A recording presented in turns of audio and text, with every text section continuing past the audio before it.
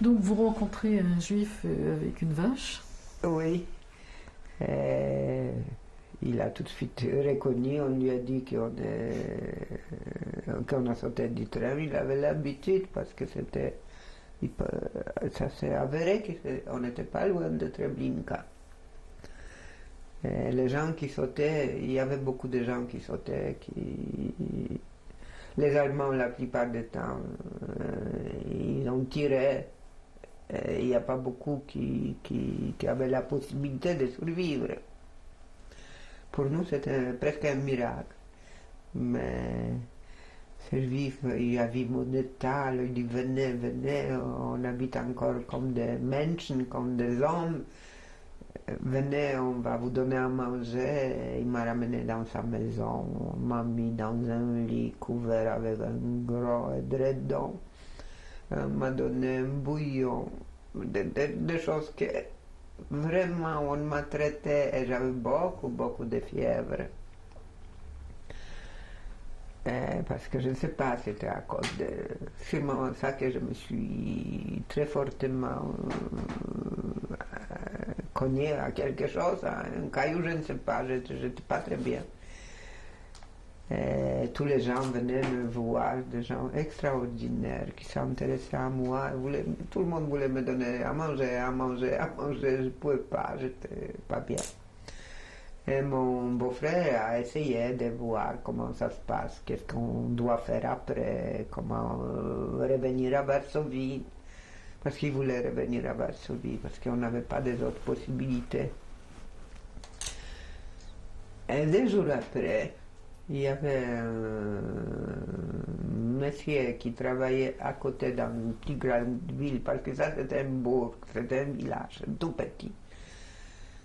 Il est venu et dit, écoutez, c'est pour nous, on va venir nous prendre. Et ce qu'il faut vous dire, que les gens qui habitaient tout près de Treblinka, les ghettos, les juifs, tout près de Treblinka, n'étaient jamais amenés à Treblinka. Ils étaient fusillés sur place parce que c'était une question d'organisation. C'était trop près pour organiser les convois. Alors, ils étaient très pragmatiques, les Allemands. Alors, ils finissaient sur place. Alors, il a dit, il faut vous sauver. Mais où sauver? Et il y a des hasards heureux dans la vie. Mon beau-frère qui se démenait comme un fou raconte un collègue qui était ingénieur dans une fabrique de munitions qui était placée dans ce village ou à côté, je ne me rappelle plus, qui habitait là-bas. Et quand il a vu mon beau-frère, qui lui a raconté que je suis dans un tel état, il dit, je vous prends chez moi j'ai une cache.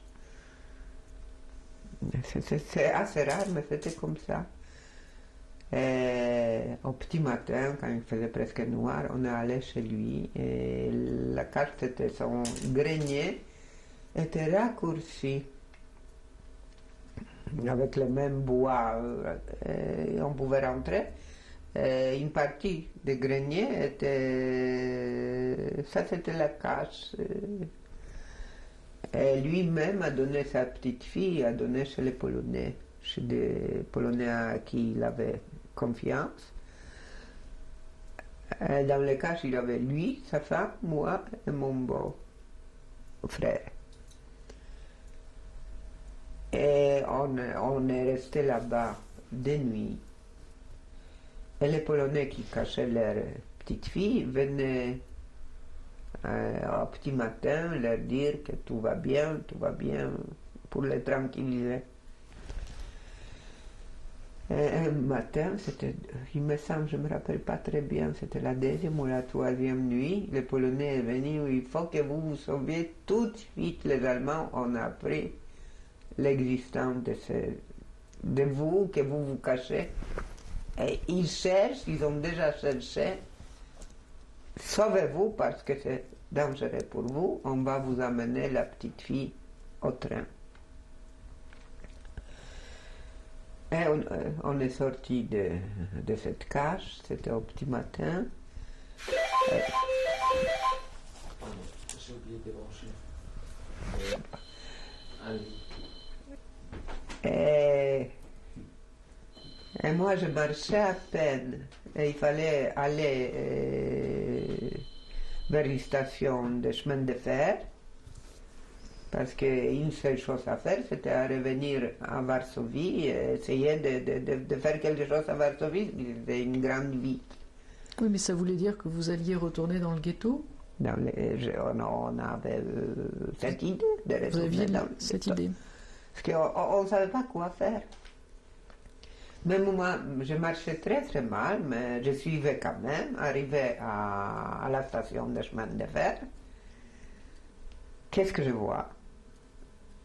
Les trains qui s'avancent et mon beau-frère qui saute en marche dans le train avec ce monsieur Fluk, l'autre monsieur. Moi, je reste et je commence à crier comme il faut en polonais: Marek, où tu me laisses? Marek, gdzie ty mnie zostawiasz? En polonais. Et ça, je fais un malheur parce que tous ce qu'on a appelé les schmalzowniki, les jeunes gens qui pillaient les juifs, qui cherchaient les juifs, qui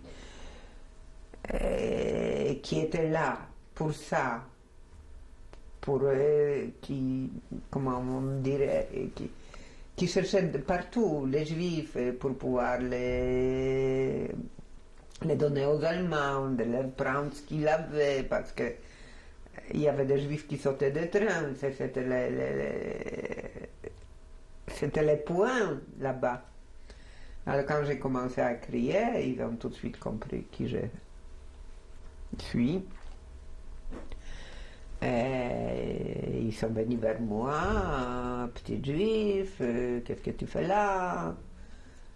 Je dis délicatement en français petit juif, en polonais c'était beaucoup plus Żydowo. Co tu robisz? C'était en polonais. On ne peut pas traduire certaines choses. Et ils ont pris le reste que j'ai. Ah, il faut vous dire que en sautant de train, j'ai perdu une chaussure. Et je marchais toujours avec une chaussure.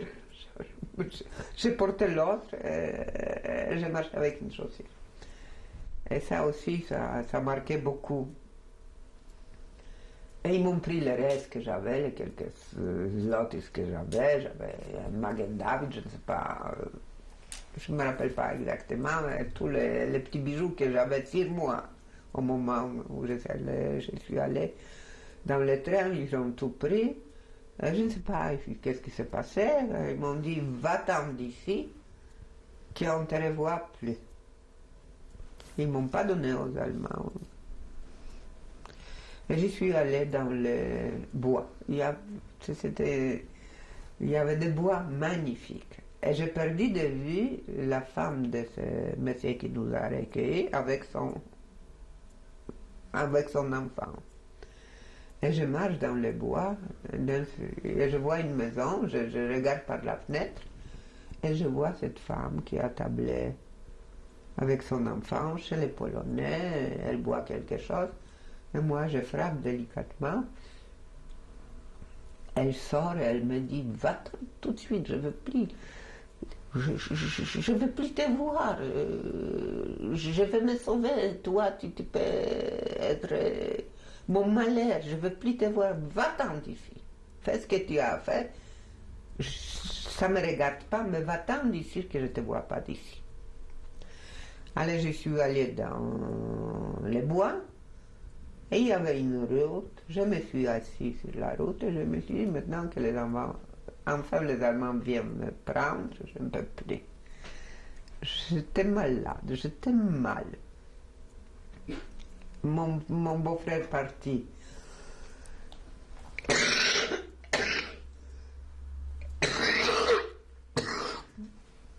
J'ai perdu tout l'espoir de survivre. J'étais assis comme ça, quelqu'un sûrement va me donner aux Allemands, mais que ça soit vite, je ne peux plus. Et d'un seul moment, passe un jeune homme. Et il s'approche de moi et dit, qu'est-ce que tu fais ici? Je dis, tu ne vois pas que je suis juif? J'attends les Allemands qu'ils me prennent. Pour ça, je suis là. Ah, comment tu peux te résigner comme ça? Moi, je vais te sauver. Je suis encore une qui veut... Je veux dire, arrêtez de raconter des bobards. Laissez-moi. Ça suffit comme ça, laissez-moi. Il dit non, je vais te sauver. Et comment? Pour le moment, va dans les bois. Moi, je vais t'apporter quelque chose à boire, à manger. Le soir, je vais prendre le train, je vais t'amener à Varsovie. Moi, je me suis caché dans les bois. Je dis peut-être un espoir. Je reste caché dans les bois. Personne. 1 heure, 2 heures, 3 heures. Je commence à tout déchirer sur moi pour me dire pourquoi je suis si bête. Qui va me trouver ici? Je vais être mort de faim. Qui va me trouver dans ce bois? Pourquoi je me suis laissé entraîner? Et je commence à sortir de ce bois. Et je marche, et je vois un champ, un grand champ, et je vois un paysan qui travaille sur le champ. Alors je m'approche de lui. Et je dis, écoutez, vous pouvez me donner quelque chose à boire? Ah oui, oui, oui. Il m'a pris dans sa maison, il m'a donné un grand bol de lait, un morceau de pain. Et il m'a dit, qu'est-ce que tu vas faire? Je dis, moi je ne sais pas, mais il faut que je me rende, j'ai rien à faire. Qu'est-ce que je peux faire? Et il m'a dit, il faut pas faire comme ça, il faut essayer. Cache-toi ici derrière mon champ. Il y avait une sorte de crevasse comme ça, qu'on ne voyait pas de route. Regarde la route, le soir. Essaye d'aller vers le train, peut-être tu vas. Mais je n'ai rien, je n'ai pas d'argent, je n'ai rien du tout. Essaye. Et j'ai fait comme il m'a dit. Et je me suis caché, je n'ai pas relevé la tête, les gens passaient. Et à un certain moment, quelqu'un... J'attends les pas, je relève la tête. Juste à ce moment où je relève la tête, que je vois celui-là qui m'a entraîné pour me cacher dans je sors comme une folle. Et je l'attrape, je dis, ça ne te suffisait pas que je voulais me rendre, que je voulais mourir. Mais tu voulais que je meure de faim, d'épuisement. Alors il commence à me tranquilliser, il regarde et il monte vraiment. Il a apporté le lait, le pain. Et quand c'était des petites localités, il n'y avait pas tous les jours le pain dans. Il me dit, écoute, je suis là, allez le chercher le pain pour toi dans un village très éloigné de quelques kilomètres, je ne sais pas exactement. Et ça a pris mon temps. Je te cherchais là où tu étais, je trouvais tes bas, je pensais que tu es pris déjà par les Allemands. Et il m'a donné à manger, à boire. Et il m'a même ramené une sorte de béret pour cacher, j'avais les yeux frisés. Les cheveux frisés, pour me cacher, on disait toujours que je les yeux très juifs. Ça, tout le monde le disait toujours. Alors, pour me cacher, il a apporté. Et je pisselais de nouveau. Et il faut que je vous dise qu'il ne m'a rien fait de mal, parce qu'on peut croire qu'il a essayé de faire quelque chose avec moi. Non, non, non, il était absolument comme il faut. Et quand la journée a commencé à décliner, on allait vers la station de chemin de fer. En route, on racontait de nouveau ces jeunes gens qui étaient toujours à côté des chemins de fer pour pouvoir tirer de l'argent des juifs pour les donner, je ne sais pas. Et lui, les a dit, oui, je sais, c'est une juive, mais elle est très riche, je vais l'emmener à Varsovie, je vais rentrer, je vais partager avec vous l'argent que j'aurai d'elle. Et comme ça, ils nous ont laissé passer. Et on est rentré dans le train, pas de côté normal, mais derrière, de l'autre côté.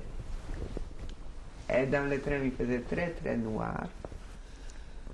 Et c'était un train normal, pas un train de déportation. Il allait assez vite, c'était, il me semble, à 60 ou 70 km de Varsovie en tout. Et arrivé à Varsovie, il m'a dit, tu as où aller? Je dis oui, mais je savais pas où aller. Parce qu'on arrivait de l'autre côté de la Vistule à Praga.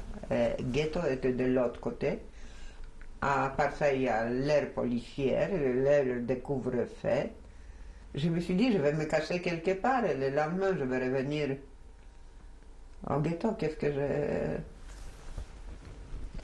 On est arrivé à Varsovie, Praga. Et il m'a dit, tu as vraiment où aller? Alors je dis, non, je ne sais pas où aller, je vais me cacher. Alors il dit, je vais t'amener chez mes amis. Et il m'a amené chez des gens tellement extraordinaires. Je ne sais pas, ça je vais vous raconter après, mais il m'a amené quand j'avais l'air de vraiment d'un épouvantail.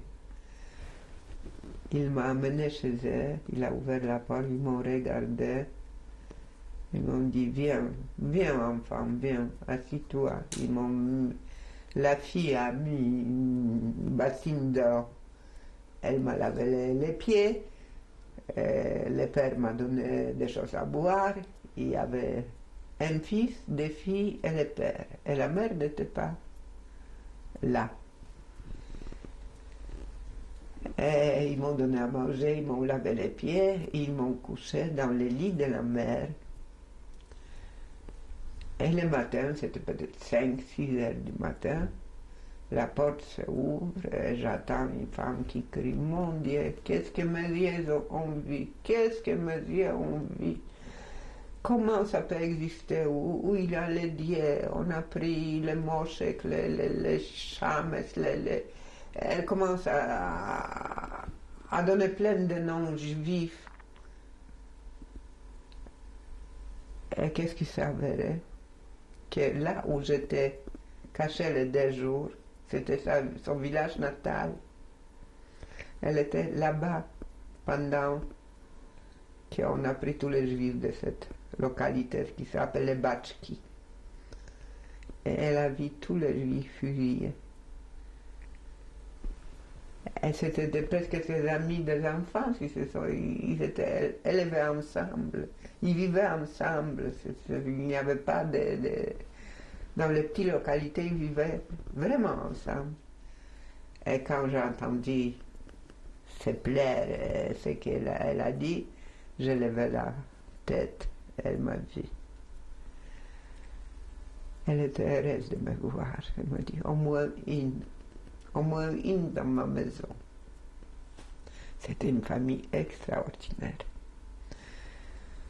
Et elle s'est occupée de moi. Et je dis qu'il faut que je prévienne mon beau-frère que je vis quand même, malgré qu'il m'a laissé comme ça, que je suis là. Elle dit, je vais aller avec toi à la poste, mais avant, c'est lui qui m'a amené. Il m'a demandé, mais maintenant donne-moi l'adresse où je peux rejoindre ton beau-frère. On pouvait encore téléphoner au ghetto. J'ai donné le téléphone, il a téléphoné, et ça que je ne savais pas, que j'ai appris après. Mon beau-frère, il lui a donné l'argent, il a commencé à demander plus, encore plus. Et moi, je ne savais pas tout ça. Enfin, un jour, cette Madame Boussel, je peux dire que c'est ma deuxième mère, elle m'a dit, écoute ma chérie, il faut que tu te sauves ici, parce qu'il est devenu tout ce qu'il était toujours, insatiable, il est capable de te dénoncer. Tu ne peux plus rester ici, il faut que tu reviennes au ghetto. Parce qu'ici, tu habites un très grand danger. Et là, je suis allé téléphoner chez mon beau-frère et il m'a dit, je vais t'envoyer quelqu'un qui va te ramener au ghetto. Et c'était comme ça. Il m'a envoyé un monsieur qui travaillait dans les...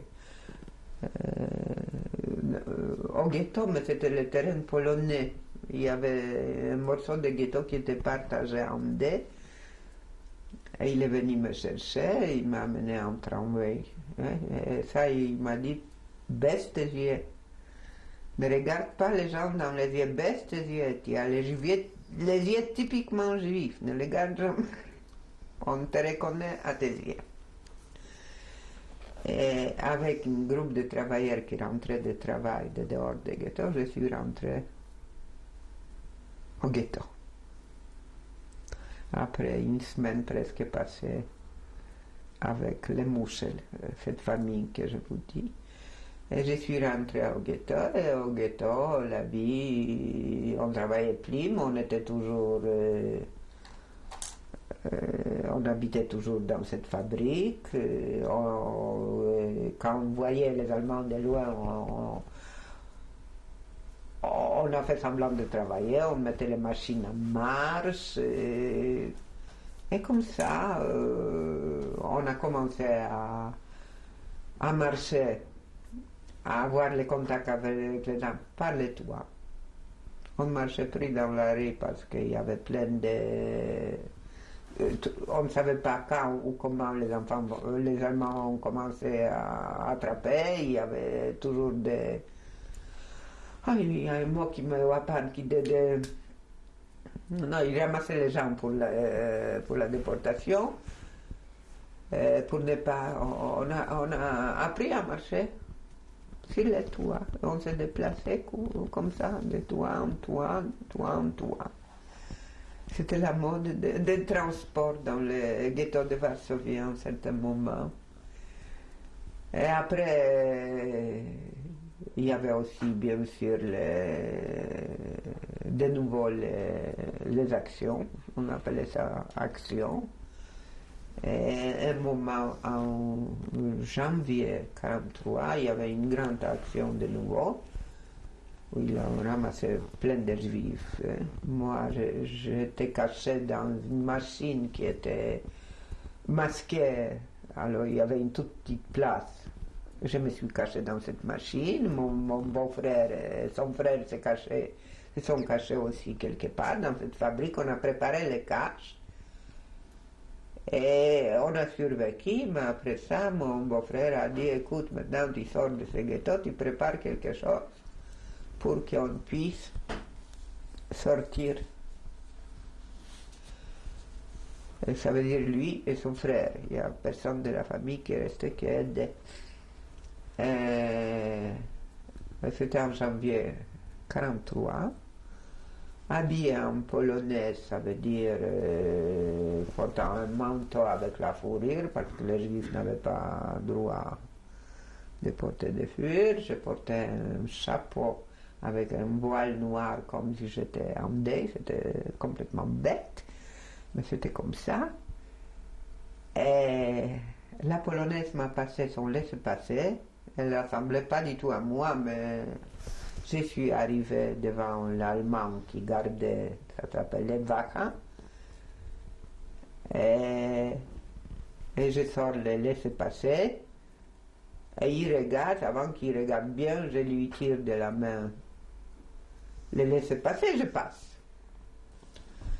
Arrivé de l'autre côté, je prends le tramway. Et je m'assois, bien sûr que je lève le truc, j'enlève le chapeau. Et il y a un monsieur qui est assis en face de moi, qui me regarde, qui m'observe, qui me regarde, oh là là, c'est pas bien, il faut que je sorte. Mais avant, il se lève, il sort. Et en sortant, il dit, comment vous dire, c'est en polonais, le miel et le lait. Il m'a regardé, j'avais une mine, tellement bonne mine qu'il a dit que, en me voyant, il ne m'a pas pris du tout pour lui, mais il admirait ma mine. Il a dit le miel et le lait. Et moi, j'avais tellement peur. Mais je suis descendue aussi et je me suis fait une fête énorme. Je me suis acheté un quart de pain noir et 100 grammes de marmelade, confiture, disons, c'était des trucs de betterave ou je ne sais pas quoi. Je suis allée dans le jardin Ogród Saski à Varsovie. Je me suis assise et j'ai mangé mon quart de pain avec. C'était pour moi une fête incroyable. Je mangeais à ma faim. Après, je suis allée dans cette famille polonaise qui était prévenue de mon arrivée. Et chez eux, je suis restée quelques jours. Et après, il fallait que je me trouve le travail parce que dans mes projets, c'était de trouver le travail et d'essayer de faire quelque chose pour prendre un appartement, de faire une cache pour mon beau-frère et son frère à lui. Et quand j'avais cet acte de naissance, je vous avais parlé, je ne me rappelle pas, mon beau-frère m'a fait un acte de naissance qui, le blanquet était vrai, mais lui, c'est lui qui a rempli, alors il a fait de moi Maria Żubrowska, née de mère Maria Kaczor, de père Marcin, née à Lvov en 1921. Et signé par le curé de la paroisse, je ne sais pas, je ne me rappelle pas lequel. Avec ça, je suis sortie de ghetto. Et je ne pouvais pas rester. Cette famille qui m'a accueilli, c'était des travailleurs vraiment qui gagnaient très durement leur vie. Le père travaillait, comment dire encore en français, je ne connais pas le mot, c'était un travail.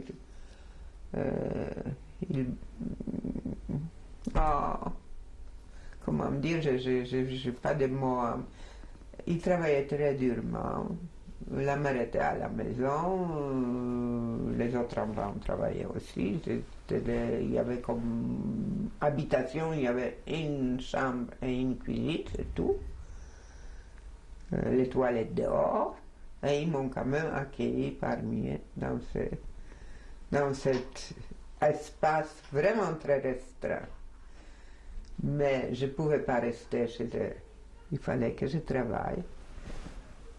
Alors avec mon acte de naissance, j'ai essayé d'obtenir une kenkarta, ça veut dire le passeport qui était... en ce temps-là, c'était le passeport, ça s'appelait la kenkarta. Et le droit au travail. Et je suis allée avec cet acte de naissance qui était totalement faux. Je suis allée pour me faire pour avoir, c'était, pour tout le monde, c'était la période, je n'étais pas la seule, mais c'était la période où les Allemands donnaient les passeports, la kenkarta pour tous les Polonais. Alors, moi, entre autres, je suis allée avec ma fausse carte, ma fausse... Et j'ai postulé ce passeport, ils m'ont donné un petit papier que je demande la kenkarta et ça devait être prêt dans quelques temps, 2-3 mois, je ne me rappelle plus. Avec ce petit truc, je suis allé à Arbeidsam, au bureau qui donnait du travail, et on m'a donné du travail chez Philips, comme une ouvrière dans une machine qui fabriquait la lampe pour les radios. Et je suis passé des tests, les tests intelligence, j'essayais d'être le moins intelligent possible, de faire des fautes pour laisser les tests pour les mains, si je parle les mains qui transpirent. Et j'ai passé les tests et j'étais admis au travail chez Philips. Alors j'étais déjà comme tout le monde, je me levais très tôt le matin parce que c'était très loin pour aller au travail. Je recevais mon petit déjeuner, des morceaux de pain, un morceau de lard qui était si petit que ça, et des grands morceaux de pain. Alors il fallait pousser les rats jusqu'au bout pour les manger à la fin. Et j'ai commencé à travailler, c'était une machine qui avait des personnes, parce qu'il y avait une personne qui, comment dire tout ça en français, on fabriquait des radiolampes, alors il y a la personne qui non, c'est difficile à dire. Moi, j'avais une machine qui testait les lampes s'il n'y a pas de l'air là-dedans. Et comme ça, je travaillais avec elle. Et après, on nous a donné à manger à midi. Et j'ai commencé à chercher. Et le ghetto était encore là, mon beau-frère était au ghetto, son frère aussi. Et j'ai commencé avec l'aide Et j'ai appris que Philips donne les appartements aux gens qui travaillent, peuvent avoir droit à un appartement. Et j'ai commencé les démarches et j'ai reçu, après, droit à avoir un appartement dans les anciens ghettos.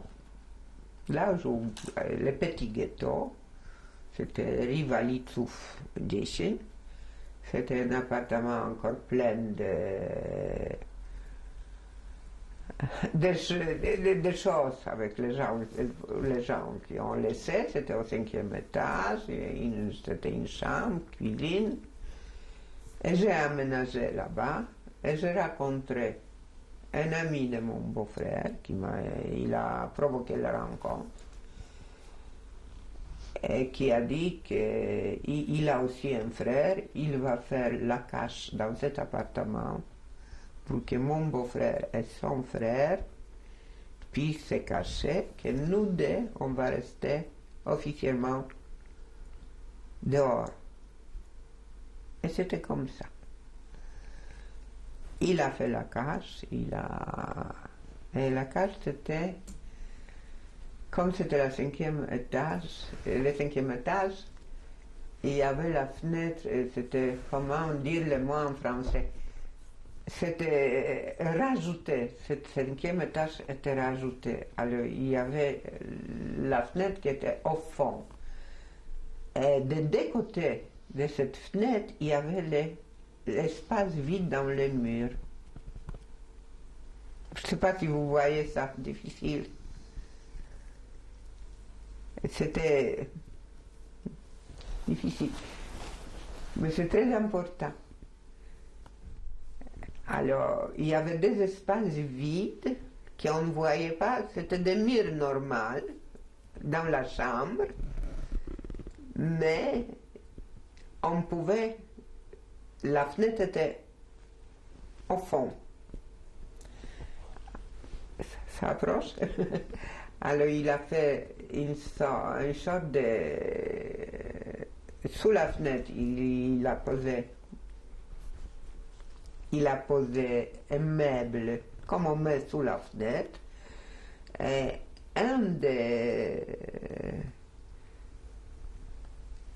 on pouvait ouvrir